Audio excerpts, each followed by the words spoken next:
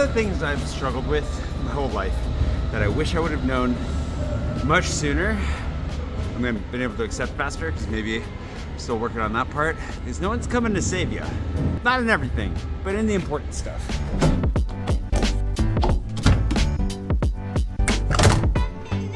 Oh geez.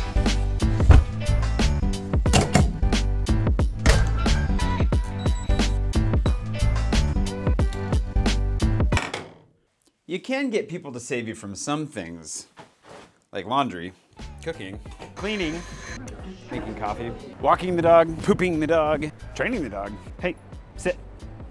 Good boy, to name a few. But there are a lot of things in life that you can't get saved from, like yourself.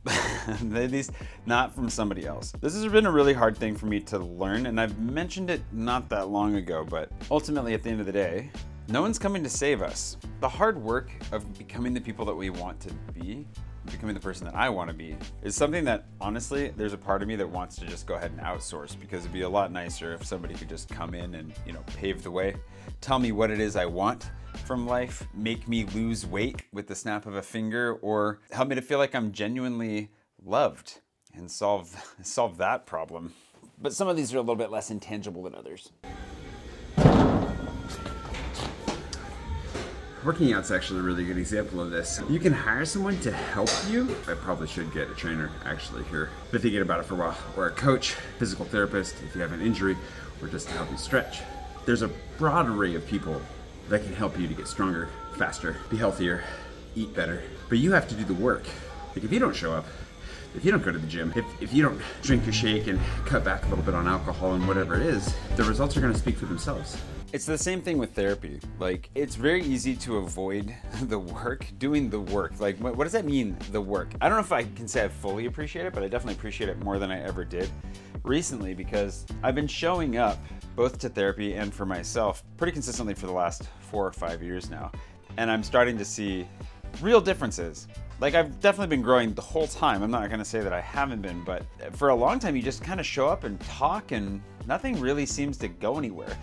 And you might be hoping that the person sitting across from you, your therapist, is gonna have the answers, is gonna tell you exactly what you need to hear and solve some problems and relieve you of whatever pain or obstruction happens to stand in between you and wherever it is you're hoping to go. Unfortunately, it doesn't work that way. The thing is that there are a lot of arenas in life that you can get help that'll actually solve the problem for you.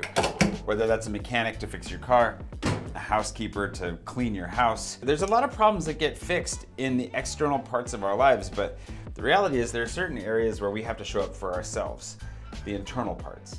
I don't know if exercise, I don't know if like developing your own body counts as internal, but the challenge is certainly internal. Makes it not always fun. Thanks to my Patron producer, Simon Wookey, and all my patrons for saving me from having to do this all by myself.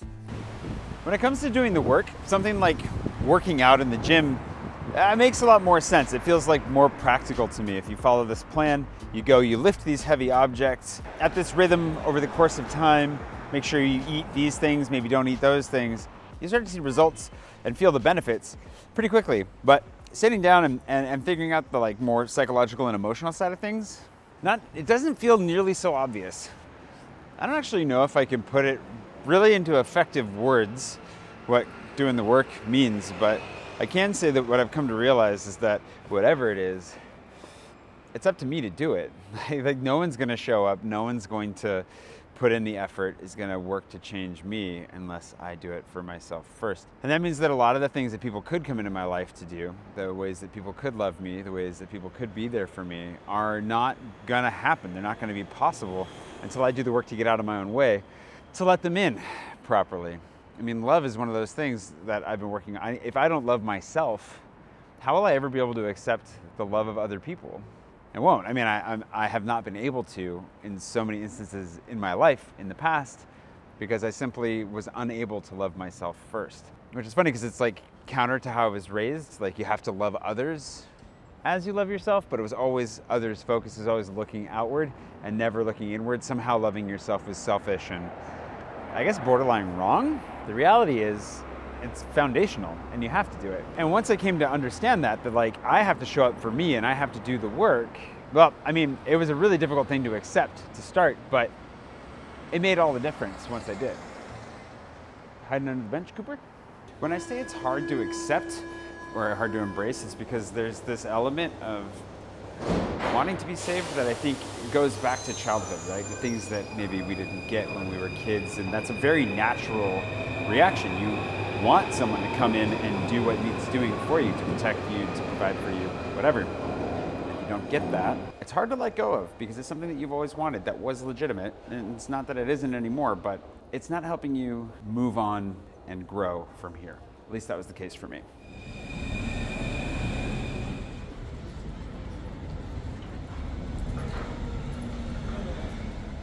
So then what I wish I would have known, what I wish I knew earlier, what would have definitely had an impact would have been not just that I have to do this, not that I have to be the one to do the work, heal myself, to love myself, to be my main person, but that I can do it, that I'm capable of it.